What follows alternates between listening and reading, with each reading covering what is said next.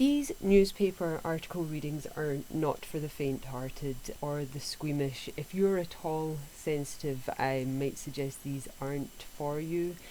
If in doubt, check the description below. It'll tell you which topics are covered in this particular episode. There's both human and animal suicides, and you heard that right. There's also horrific descriptions of injuries, as well as the deaths of youngsters. So don't do it to yourself if you're prone to nightmares, is all I'll say right now. Not all the articles are horrible. Some of them are uplifting, some of them show incredible bravery and heroism. There are near misses. So these were picked as showing life prior to health and safety, as well as for the crazy and curious details some contain with other miscellaneous happenings that kind of struck me enough to post the articles to Twitter, despite not having too much relevance to Scotland necessarily. These are worldwide topics, and they didn't have any real connection to the projects that I was working on and researching at the time. I just happened to have come across them by the way, kind of thing. So we'll get into them, shall we? What we're going to do here is we're going to do a lucky dip of newspaper articles to really mix them up a wee bit, because while I'm doing the researches, I'm obviously coming up with the same kind of terms and things. So we'll mix them up even further. So to that end, I have all of the newspaper titles and dates of the articles. Let's see what the hat has for us this episode. Not so many left.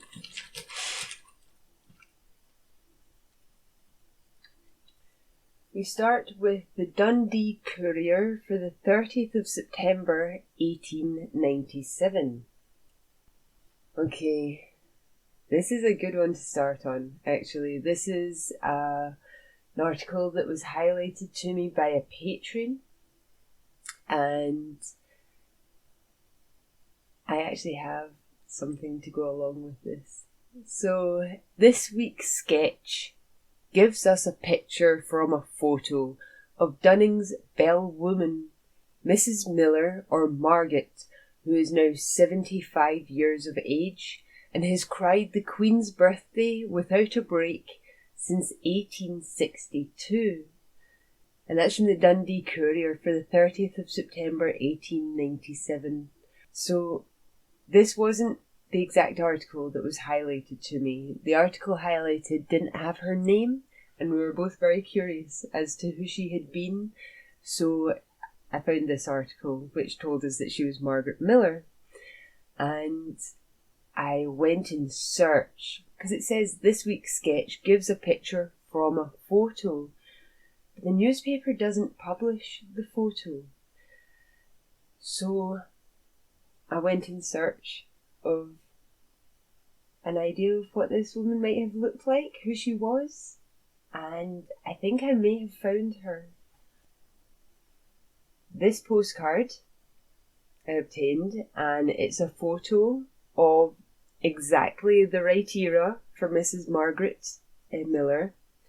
It also says Town Crier Dunning from the Valentine series, and we're already very familiar with the Valentine's photographers here at Random Scottish History. We have a few of their photos, original photos of Glasgow.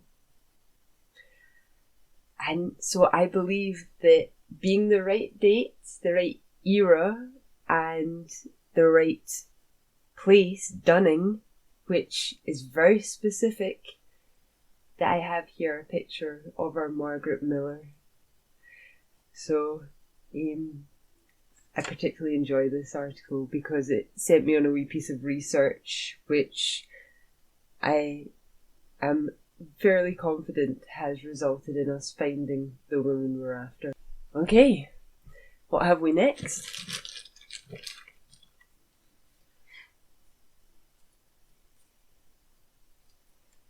We have the Elgin Courier and Morayshire Advertiser for the 16th of June 1905. This is entitled, "It's My Wooden One." A ludicrous accident, a Sydney correspondent writes, is reported from Beaufort, a wayside railway station in Victoria. John McCarthy, a railway employee, was opening the gates at a level crossing to let a train through when he was struck by the guard's van. He fell onto the rails, and a group of waiting passengers were horrified to see the whole train pass over one of his legs. A rush was made to render assistance, but of a sudden McCarthy sat up and burst into hearty laughter. The sympathetic group were amazed and stood silent. A moment later they joined in the laughter when McCarthy reached over, picked up his severed leg and said, "It's my wooden one." And that's from the Elgin Courier and Morayshire Advertiser for the 16th of June 1905. Well, that was bloody lucky for him, wasn't it? 50-50 chance and it gets the correct leg, I guess. One that wasn't detrimental to him in any way. So, that's a good story to start on too. Oh, I wonder how long the positivity can last in this one. Let's see what we have. We have the Banffshire Journal and General Advertiser for Tuesday the 15th of August, 1905. Okay, this is entitled Banff, Accident at the Harbour. While a number of boys were standing at the point of the railway jetty on Sunday evening, one of them, named David Slater, 4 years of age, residing in Campbell Street, fell into the water. His companions had the presence of mind to run to a boat lying near for a rope, and by this means a brother, Alex George Slater, 11 years of age, let himself down into the water, and swimming towards the boy, brought him to the side of the jetty. An alarm had meantime been raised, and Mr. W. Munro of the Banff Rope Works, one of the first to arrive on the scene, descended by the rope and brought the boys to land, apparently none the worse of their immersion. The elder boy's pluck in going to the rescue of his little brother is worthy of all praise, especially considering his youth. And they're correct. Yeah, that kid is a wee hero for saving his brother. As is Mr. W. Munro for helping out there at the end. But, yeah, how good is that the kids didn't just stand there horrified, watching as one of their own went under, that they just immediately set to work and rescued the kids. So, this seems to be an episode of positive stories, but I feel like I may have jinxed the thing in noticing. We'll see what we have next, huh? We have the Midlothian Journal for the 7th of June 1907. This is quite the article. Boy's marvellous escape. An escape probably without parallel in the annals of railway travelling is reported from Buckingham on Tuesday. The accident happened to a little boy of 5, named Shepherd, who was accompanying his father by train on a visit to a relative. The child was looking out of the carriage window when the door flew open and he fell out. The train was travelling at high speed, but in answer to the frantic jerking of the communication cord by the father, it was pulled up. Then, to the amazement of the passengers, the child was seen on his feet, toddling on the upline metals after the train, and, so far as anyone could observe at the moment, little hurt. The next instant the delight of the father who had sprung to the ground was changed to dismay, for the up express was seen dashing behind the child. Before a finger could be raised, it had knocked the boy down and passed over him. Mr. Shepherd and his fellow passengers were overcome by this second catastrophe. But the boy, his head now bleeding freely, picked himself up as his father rushed towards his body and ran once more to meet Mr. Shepherd. This time he was lifted safely into the carriage. When the train reached Maidenhead, he was attended by Dr. Arthur Edge and then brought on to Buckingham. The child's wounds on the head and face were extensive, but when seen later, he was playing happily in the open air with his head bandaged. That's from the Midlothian Journal for the 7th of June 1907. Oh, what a roller coaster for that father. Not just the father, the passengers that witnessed this and this whole scenario. What a thing to witness. But that poor child, how lucky can you get? I mean, that child is so lucky to not only have survived falling out of one train, which many didn't, to survive being knocked down by a second after getting up from the first accident. That's just so lucky for that child. A wee 5-year-old. Can you imagine witnessing such a thing? That's a pretty positive story right there, and is really adding to our list for this episode.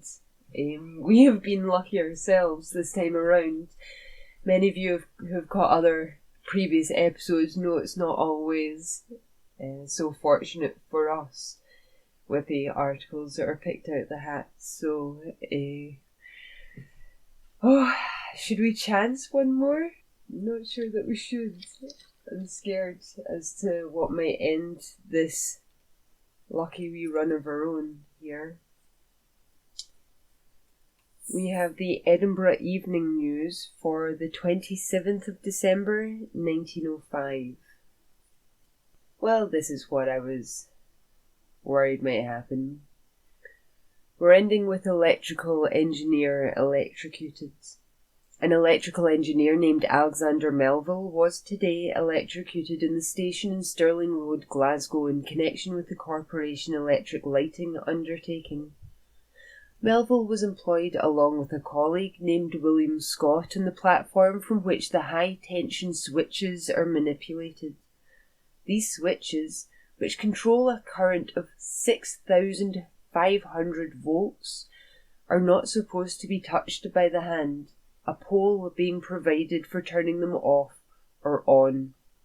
Melville was apparently under the impression that the electric current was off. Without any warning, he seized one of the switches with his hand and so introduced into his body the full current with such force that death was instantaneous. The unfortunate man was doubled up by the shock, but of course he could not relinquish his hold, and when the current was turned off, the body fell to the floor. That article is from the Edinburgh Evening News for the 27th of December 1905.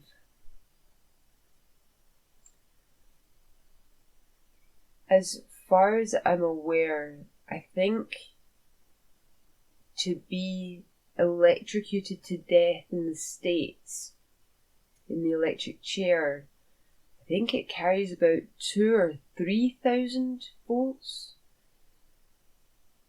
This is 6,500 volts that guy got to his body. There was no surviving that.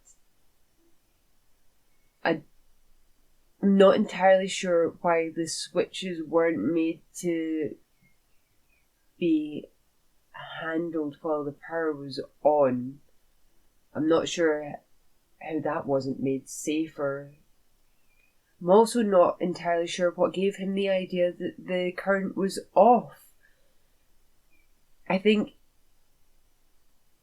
even had I believed the current to be off, I may have played it safe and used the pole anyway. Just in case. I think I may have feared that there may be residue of an electrical charge left through. Even if I knew it had been turned off, I think I would have used a pole to manipulate the switches. I fear that was a bad decision on his part. Rather than a health and safety accident, he's going to have been fully aware of the dangers incurred. He was an electrical engineer.